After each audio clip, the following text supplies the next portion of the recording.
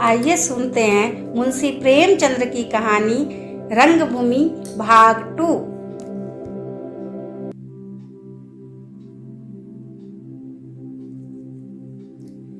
सूरदास लाठी टेकता हुआ धीरे धीरे घर चला। रास्ते में चलते चलते सोचने लगा, यह है बड़े आदमियों की स्वार्थपरता। पहले कैसे हेकड़ी दिखाते थे, मुझे कुत्ते से भी नीचा समझा, लेकिन ज्यों ही मालूम हुआ कि जमीन मेरी है, कैसी लल्लो चप्पो करने लगे। इन्हें मैं अपना जमीन दिए देता हूँ। 5 रुपए दिखाते थे, मानो मैंने रुपए देखे ही नहीं। 5 तो क्या, 500 भी दे तो भी जमीन न दूंगा। मोहल्ले वाले को कौन मुंह दिखाएगा। इनके कारखाने के लिए बेचारी गौएं मारी मारी फिरे। ईसाइयों को तनिक भी दया धर्म का विचार नहीं होता, बस सबको ईसाई ही बनाते फिरते हैं। कुछ नहीं देना था तो पहले ही दुत्कार देते। मील भर दौड़ा कर कह दिया, चल हट। इन सबों में मालूम होता है उसी लड़की का स्वभाव अच्छा है, उसी में दया धर्म है। बुढ़िया तो पूरी कर कसा है, सीधे मुंह बात भी नहीं करती। इतना घमंड, जैसे यह विक्टोरिया है। राम राम, थक गया। अभी तक दम फूल रहा है। ऐसा आज तक कभी न हुआ था कि इतना दौड़ कर किसी ने कोरा जवाब दे दिया। भगवान की यही इच्छा होगी। मन इतने दुखी न हो। मांगना तुम्हारा काम है, देना दूसरों का काम है। अपना धन है, कोई नहीं देता तो तुम्हें बुरा क्यों लगता है। लोगों से कह दो कि साहब जमीन मांगते थे, नहीं सब घबरा जाएंगे। मैंने जवाब तो दे दिया, अब दूसरों से कहने का प्रयोजन ही क्या। यह सोचता हुआ अपने द्वार घर आया। बहुत ही सामान्य झोपड़ी थी। द्वार पर एक नीम का वृक्ष था। किवारों की जगह बांस की टहनियों की एक टट्टी लगी हुई थी। टट्टी हटाई, कमर से पैसों की छोटी सी पोटली निकाली जो आज दिन भर की कमाई थी। तब झोपड़ी की छान टटोल कर एक थैली निकाली जो उसके जीवन का सर्वस्व थी।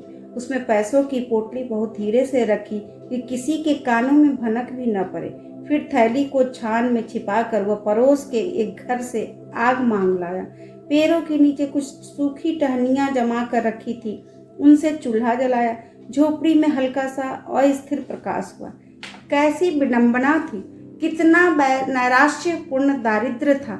न खाट, न बिस्तर, न बर्तन, न भांडे। एक कोने में एक मिट्टी का घड़ा था जिसकी आयु का कुछ अनुमान उस पर जमी हुई काई से हो सकता था। चूल्हे के पास हांडी थी, एक पुराना चलनी की भांति छिद्रों से भरा हुआ तवा, एक छोटी सी कठौती और एक लोटा। बस यही उस घर की सारी संपत्ति थी। मानव लालसाओं का कितना संक्षिप्त स्वरूप। सूरदास ने आज जितना नाज पाया था वह ज्यों का त्यों हांडी में डाल दिया। कुछ जौ थे, कुछ गेहूं, कुछ मटर, कुछ चने, थोड़ी सी ज्वार और मुट्ठी भर चावल। ऊपर से थोड़ा सा नमक डाल दिया। किसकी रसना से ऐसी खिचड़ी का मजा चखा है। उसमें संतोष की मिठास थी जिससे मीठी संसार में कोई वस्तु नहीं। हांडी को चूल्हे पर चढ़ाकर वह घर से निकला। द्वार पर टट्टी लगाई और सड़क पर जाकर एक बनिए की दुकान से थोड़ा सा आटा और 1 पैसे का गुड़ लाया।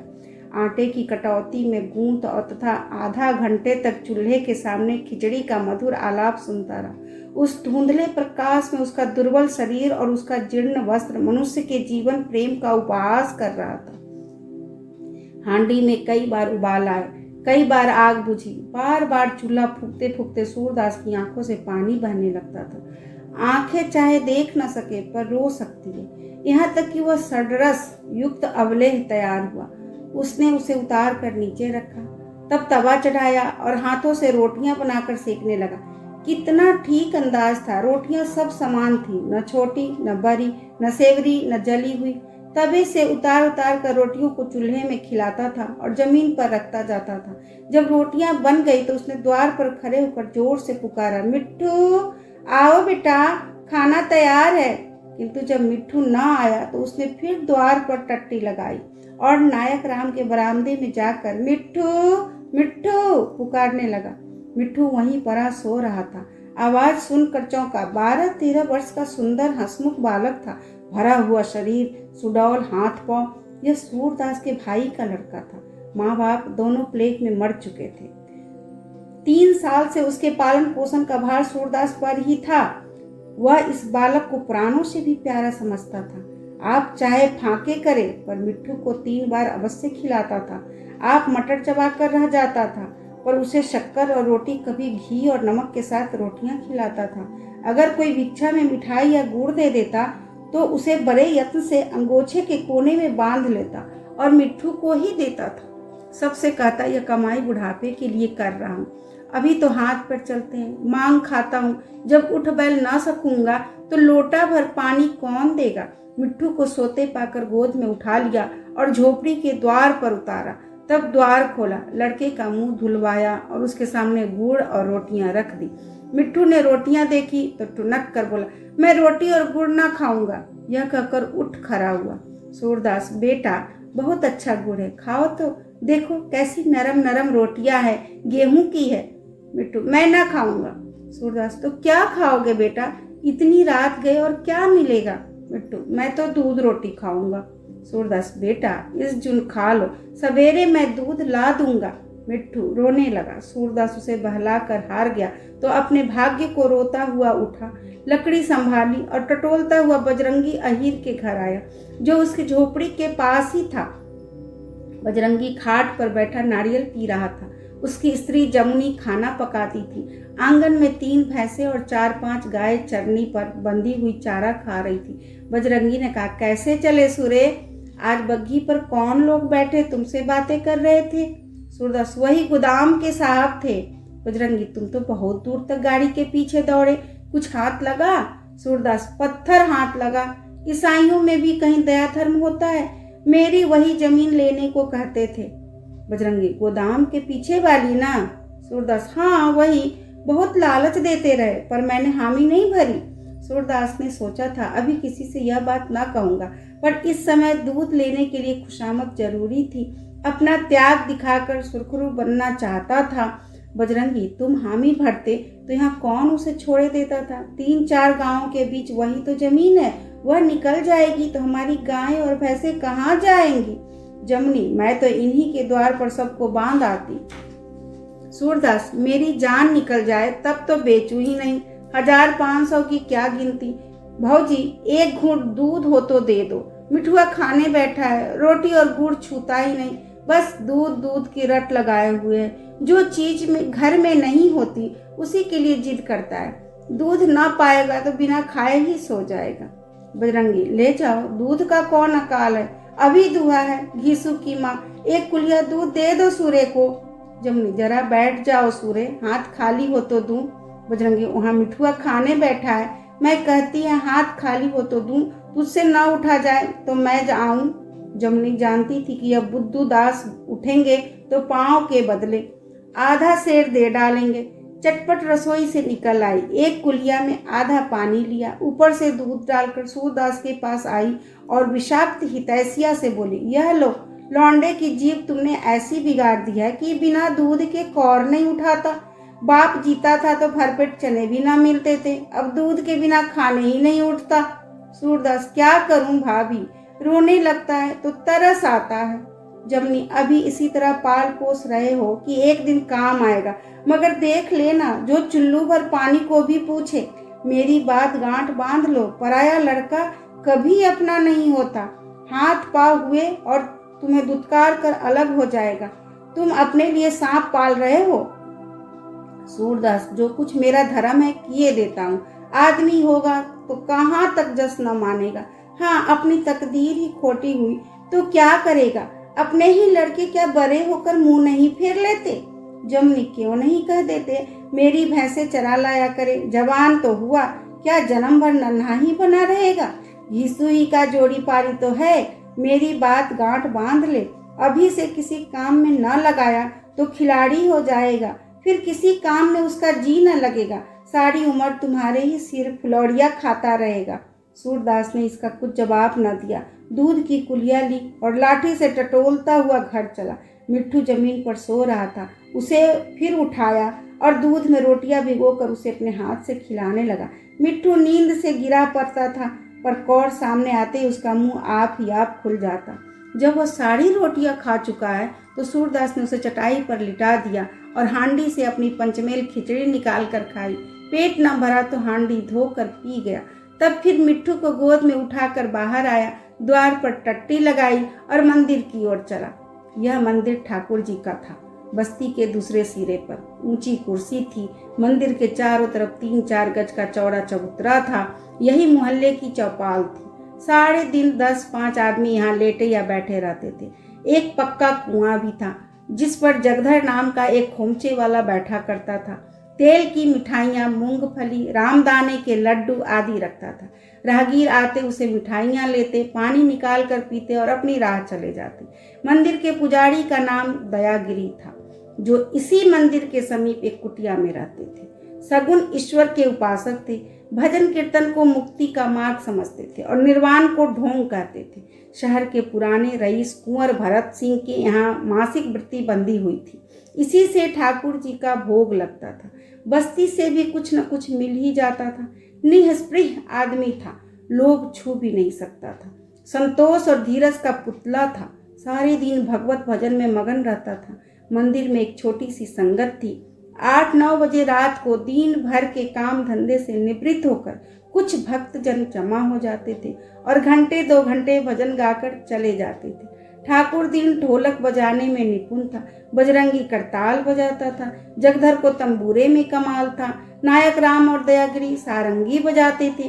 मंजीरे वालों की संख्या घटती बढ़ती रहती थी। जो और कुछ ना कर सकता वह मंजीरा ही बजाता था। सूरदास इस संगत का प्राण था।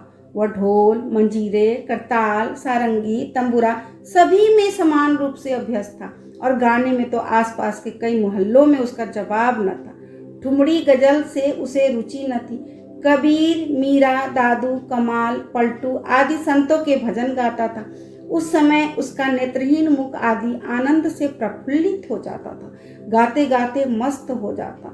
तन बदन की सुधि न रहती। सारी चिंताएं, सारे क्लेश भक्ति सागर में विलीन हो जाते थे। सूरदास मिट्ठू को लिए पहुंचा तो संगत बैठ चुकी थी। सभासद आ गए थे, केवल सभापति की कमी थी। उसे देखते ही नायक राम ने कहा, तुमने बड़ी देर कर दी। आधा घंटे से तुम्हारी राह देख रहे हैं। यह लौंडा बेतरा तुम्हारे गले पड़ा है। क्यों नहीं इसे हमारे ही घर से कुछ मांग कर खिला दिया करते। दयागिरी यहाँ चला आया करे तो ठाकुर जी के प्रसाद ही से पेट भर जाए। सूरदास, तुम ही लोगों का दिया खाता है और किसी का? मैं तो बनाने भर को हूँ। जगदर, लड़कों को इतना सिर चढ़ाना अच्छा नहीं। गोद में लादे फिरते हो जैसे नन्हा सा बालक हो। मेरे विद्याधर इससे 2 साल छोटा है। मैं उसे कभी गोद में लेकर नहीं फिरता। सूरदास, बिना माँ बाप के लड़के हठी हो जाते हैं। हाँ, क्या होगा? दयागिरी, पहले रामायण की एक चौपाई हो जाए। लोगों ने अपने अपने साज संभाले, सुर मिला और आधा घंटे तक रामायण में। नायक राम, वाह सूरदास वाह, अब तो तुम्हारे ही दम का जुलसा है। बजरंगी, मेरा तो कोई दोनों आंखें ले ले और यह हुनर मुझे दे दे तो मैं खुशी से बदल लूँ। जगदर, अभी भैरव नहीं आया, उसके बिना रंग नहीं जमता। बजरंगी, ताड़ी बेचता होगा, पैसे का लोभ बुरा होता है। घर में एक मेहरिया है और एक बुढ़िया माँ, वह रात दिन हाय हाय पड़ी रहती है। काम करने को तो दिन है ही, भला रात को तो भगवान का भजन हो जाए। जगदर, सूर्य का दम उखड़ जाता है, उसका दम नहीं उखड़ता। बजरंगी, तुम अपना खोचा बेचो, तुम्हें क्या मालूम दम किसे कहते हैं। सूरदास, जितना दम बांधते हैं उतना दूसरा बांधे तो कलेजा फट जाए, हंसी खेल नहीं है। जगदर, अच्छा भैया, सूरदास के बराबर दुनिया में कोई दम नहीं बांध सकता। अब खुश हुए? सूरदास, भैया इसमें झगड़ा काहे का?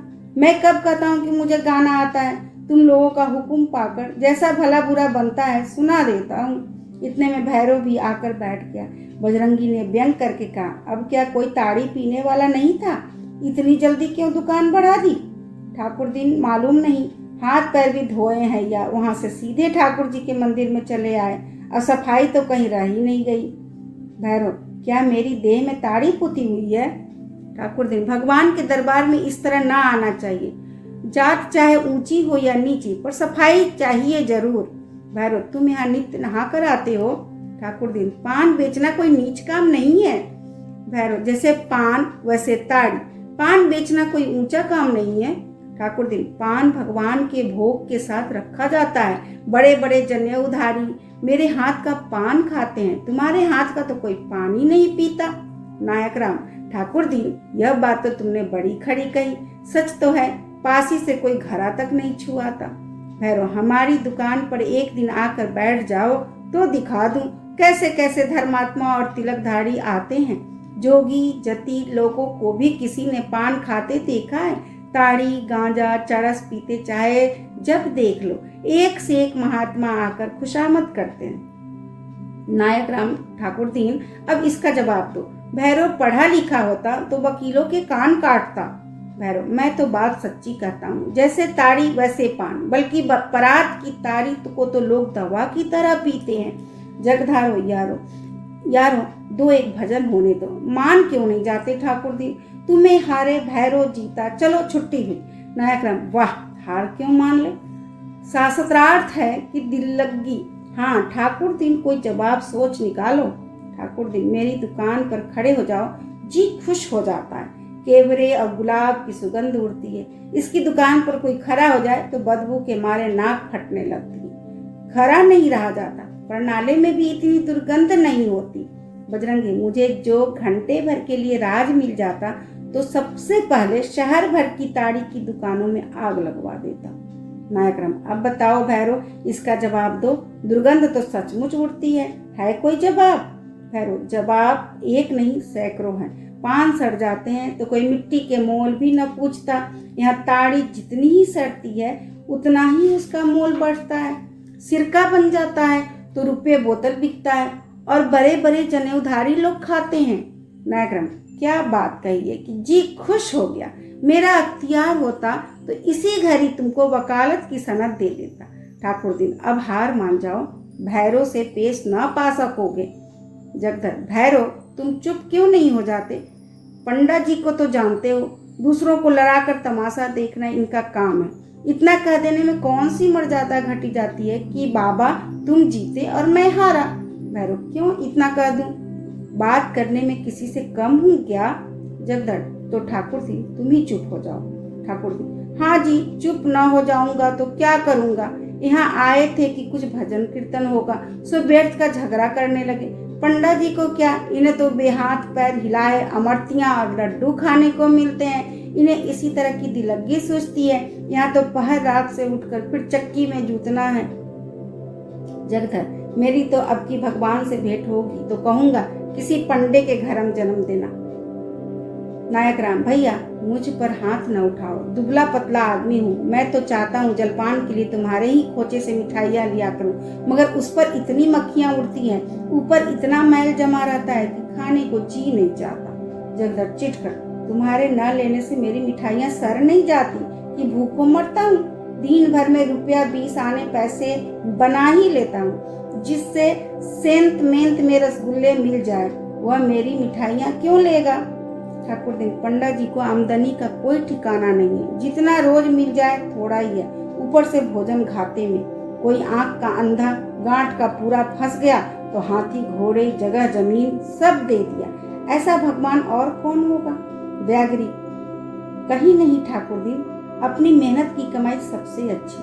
पंडों को यात्रियों के पीछे दौड़ते नहीं देखा है। नायक राम, बाबा अगर कोई कमाई पसीने की है तो वह हमारी कमाई है। हमारी कमाई का हाल बजरंगी से पूछो। बजरंगी, औरों की कमाई पसीने की होती होगी, तुम्हारी कमाई तो खून की है और लोग पसीना बहाते हैं, तुम खून बहाते हो। एक एक जजमान के पीछे लोहू की नदी बह जाती है। जो लोग खोचा सामने रखकर दिन भर मक्खी मारा करते हैं, वे क्या जाने तुम्हारी कमाई कैसी होती है। एक दिन मोर्चा थामना पड़े तो भागने को जगह न मिले। जगधर, चलो भी आए हो मुँह देखी कहने, शेर भर दूध 2.5 सेर बनाते हो, उस पर भगवान के भगत हो। बजरंगी, अगर कोई माई का लाल मेरे दूध में एक बूंद पानी निकाल दे तो उसकी टांग की राह निकल जाऊं। यहाँ दूध में पानी मिलाना गौ हत्या समझते हैं, तुम्हारी तरह नहीं कि तेल की मिठाई को घी में कहकर बेचे और भोले भाले बच्चों को ठगे। जगधर, अच्छा भाई, तुम जीते मैं हारा, तुम सच्चे, तुम्हारा दूध सच्चा, बस हम खराब, हमारी मिठाइयाँ खराब, चलो छुट्टी हुई। बजरंगी, मेरे मिजाज को तुम नहीं जानते, चेता रहा हूँ। सच कहकर कोई 100 जूते मार ले, लेकिन झूठी बात सुनकर मेरे बदन में आग लग जाती है। भैरव, बजरंगी बहुत बढ़कर बातें ना करो, अपने मुंह मियाँ मिट्ठू बनने से कुछ नहीं होता है, बस मुंह ना खुलवाओ। मैंने भी तुम्हारे यहाँ का दूध पिया है, उससे तो मेरी ताड़ी ही अच्छी है। ठाकुर दिन भाई मुंह से जो चाहे ईमानदार बन ले, पर अब दूध सपना हो गया, सारा दूध जल जाता है, मलाई का नाम नहीं। दूध जब मिलता था तब मिलता था, एक आंच में अंगुल भर मोटी मलाई पड़ जाती थी। दया गरीब बच्चा, अभी अच्छा बुरा कुछ मिल तो जाता है, वे दिन आ गए हैं कि दूध आंखों में आंजने को भी ना मिलेगा। भैरव, हाल तो यह है कि घरवाली शेर के 3 शेर बनाती है, उस पर दावा यह कि हम सच्चा माल बेचते हैं। सच्चा माल बेचो तो दिवाला निकल जाए, यह ठाठ एक दिन न चले। बजरंगी, पसीने की कमाई खाने वाले का दिवाला नहीं निकलता, दिवाला उनका निकलता है जो दूसरों की कमाई खा खा कर मोटे पड़ते हैं। भाग को सुराहो कि शहर में हो, किसी गांव में होते तो मुंह में मक्खियां आती जाती। मैं तो उन सबों को पापी समझता हूँ जो औने पौने कर कर इधर का सौदा उधर बेचकर अपना पेट पालते हैं। सच्ची कमाई उन्हीं की है जो छाती फाड़ कर धरती से धन निकालते हैं। बजरंगी ने बात तो कही, लेकिन लज्जित हुआ। इस लपेट में वहां के सभी आदमी आ जाते थे। वह भैरव, जगधर और ठाकुर दीन को लक्ष्य करना चाहता था, पर सूरदास, नायक राम, दयागिरी सभी पापियों की श्रेणी में आ गए। नायक राम, तब तो भैया तुम हमें भी ले बीते। एक पापी तो मैं ही हूँ कि सारे दिन मटर गश्ती करता हूँ और वह भोजन करता हूँ कि बड़ों बड़ों को मैसर न हो। ठाकुर दिन, दूसरा पापी मैं हूँ कि शौक की चीज बेचकर रोटियां कमाता हूँ। संसार में तमोली न रहे तो उसका नुकसान होगा। जगधर, तीसरा पापी मैं हूँ कि दिन भर औन पौन करता रहता हूँ। सेब और खून खाने को न मिले तो कोई मर न जाएगा। भैरव, तुमसे बड़ा पापी मैं हूँ कि सबको नशा खिलाकर अपना पेट पालता हूँ। सच पूछो तो इसमें बुरा कोई काम नहीं। आठों पहर नशेबाजों का साथ, उन्हीं की बातें सुनना, उन्हीं के बीच रहना, यह भी कोई जिंदगी है? दयागिरी, क्यों बजरंगी, साधु संत तो सबसे बड़े पापी होंगे कि वे कुछ नहीं करते। बजरंगी, नहीं बाबा, भगवान के भजन से बढ़कर और कौन उद्यम होगा। राम नाम की खेती सब कामों से बढ़कर है। नायक राम, तो यहाँ अकेले बजरंगी पुण्यात्मा है और सबके सब पापी हैं। बजरंगी, सच पूछो तो सबसे बड़ा पापी मैं हूँ कि गौओं का पेट काट कर उनके बछड़ों का भूखा मारकर अपना पेट पालता हूँ। सूरदास, भाई खेती सबसे उत्तम है, बाण उससे वह मध्यम है, बस इतना ही फर्क है। बाण को पाप क्यों कहते हो और क्यों पापी बनते हो? हाँ, सेवा निराघीन है और चाहो तो उसे पाप कहो।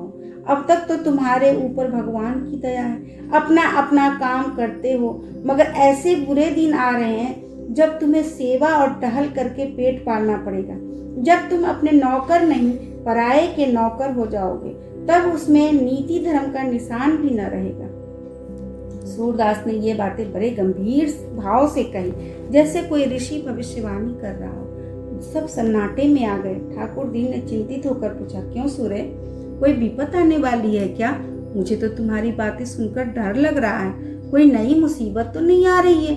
सूरदास, हाँ, लक्षण तो दिखाई देते हैं। चमड़े के गोदाम वाला साहब यहाँ एक तंबाकू का कारखाना खोलने जा रहा है, मेरी जमीन मांग रहा है। कारखाने का खुलना ही हमारे ऊपर विपत का आना है। ठाकुर, तो सब जानते ही हो, तो क्यों अपनी जमीन देते हो? सूरदास, मेरे देने पर थोड़े ही है भाई, मैं दूं तो भी जमीन निकल जाएगी, ना दूं तो निकल जाएगी। रुपए वाले सब कुछ कर सकते हैं। बजरंगी साहब रुपए वाले होंगे, अपने घर के होंगे, हमारी जमीन क्या खा कर ले लेंगे? माथे सिर जाएंगे, माथे ठट्ठा नहीं है। अभी यही बातें हो रही थी कि सैयद ताहिर अली आकर खड़े हो गए और नायक राम से बोले, पंडा जी, मुझे आपसे कुछ कहना है, जरा इधर चले आइए। बजरंगी, उसी जमीन के बारे में कुछ बातचीत करनी है ना? वह जमीन ना बिकेगी। ताहिर, मैं तुमसे थोड़े ही पूछता हूँ, तुम उस जमीन के मालिक मुख्तार नहीं हो। बजरंगी, कह तो दिया, वह जमीन ना बिकेगी, मालिक मुख्तार कोई हो। ताहिर, आइए पंडा जी, आइए, इन्हें बकने दीजिए। नायक राम, आपको जो कुछ कहना हो कहिए, ये सब लोग अपने ही हैं, किसी से पर्दा नहीं है, सुनेंगे तो सब सुनेंगे और जो बात तय होगी सबको सलाह से होगी। कहिए, क्या कहते हैं? ताहिर, उसी जमीन के बारे में बातचीत करनी थी। नायक राम, तो उस जमीन का मालिक तो आपके सामने बैठा हुआ है, जो कुछ कहना है उसी से क्यों नहीं कहते? मुझे बीच में दलाली नहीं खानी है। जब सूरदास ने साहब के सामने इनकार कर दिया तो फिर कौन सी बात बाकी रह गई? बजरंगी, इन्होंने सोचा होगा कि पंडा जी को बीच में डालकर काम निकाल लेंगे। साहब से कह देना यहाँ साहबी न चलेगी। ताहिर, तुम अहीर हो ना, तभी इतने गर्म हो रहे हो। अभी साहब को जानते नहीं हो, तभी बढ़ चढ़कर बातें कर रहे हो। जिस वक्त साहब जमीन लेने पर घर पर आ जाएंगे, ले ही लेंगे, तुम्हारे रोके ना रुकेंगे। जानते हो शहर के हाकिमों से उनका कितना रफत जबत है। उनकी लड़की की मंगनी हाकिम जिला से होने वाली है। उनकी बात को कौन टाल सकता है। सीधे से रजामंदी के साथ दे दोगे तो अच्छे दाम पाओगे, शरारत करोगे तो जमीन भी निकल जाएगी, कौड़ी भी हाथ न लगेगी। रेलों के मालिक का क्या जमीन अपने साथ लाए थे? हमारे ही जमीन तो ली है, क्या उसी कायदे से यह जमीन नहीं निकल सकती? बजरंगी, तुम्हें भी कुछ तय कराई मिलने वाली होगी, तभी इतनी खैर खाई कर रहे हो। जगधर, उनसे जो कुछ मिलने वाला हो हम ही से ले लीजिए और उनसे कह दीजिए जमीन न मिलेगी। आप लोग झांसेबाज हैं, ऐसा झांसा दीजिए कि साहब की अकल गुम हो जाए।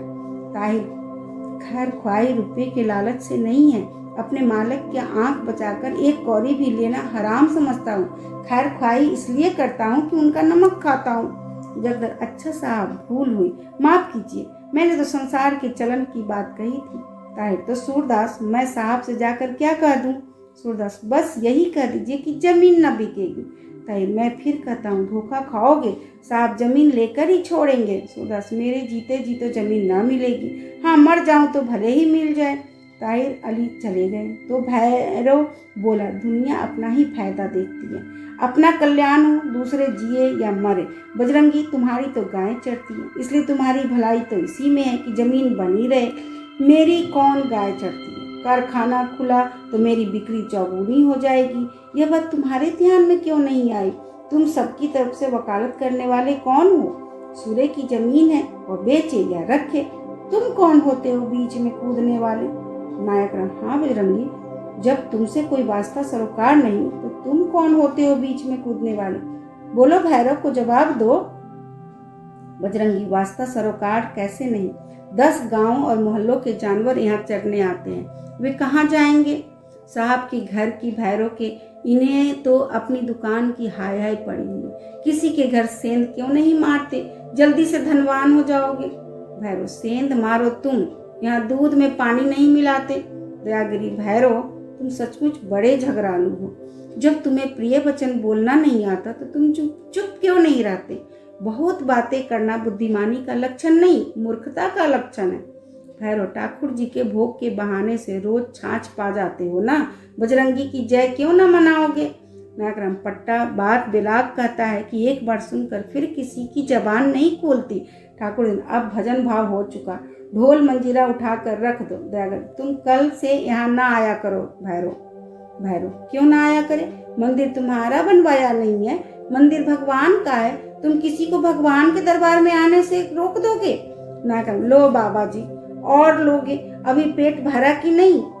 जगधर, बाबा जी नहीं, तुम ही गम खा जाओ, इससे साधु संतों की महिमा नहीं घटती। भैरव, साधु संतों की बात का तुम्हें बुरा न मानना चाहिए। भैरव, तुम खुशामद करो, क्योंकि खुशामद की रोटियां खाते हो, यहाँ किसी के दबैल नहीं है। बजरंगी, ले अब चुप ही रहना भैरव, बहुत हो चुका, छोटा मुंह बड़ी बात। नायक राम, तो भैरव को धमकाते क्या हो? क्या कोई भगोड़ा समझ लिया है? तुमने जब दंगल मारे थे तब मारे थे, अब तुम वह नहीं हो। आजकल भैरव की दुहाई है।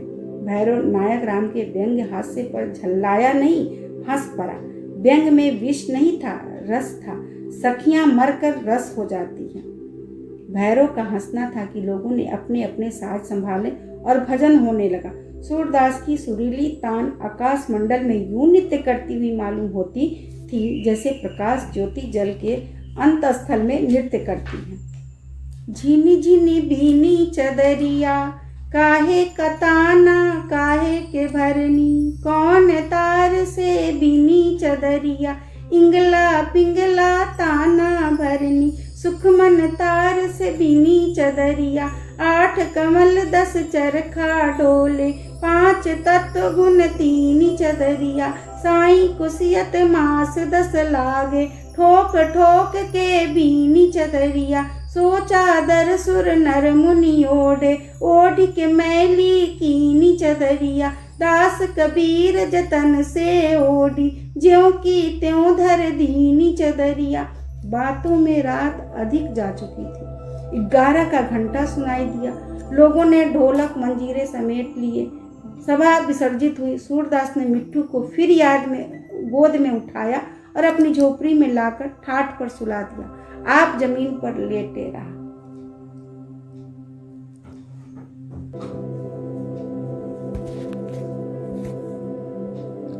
हम सुन रहे थे कहानी प्रेमचंद्र की रंगभूमि भाग 2। धन्यवाद।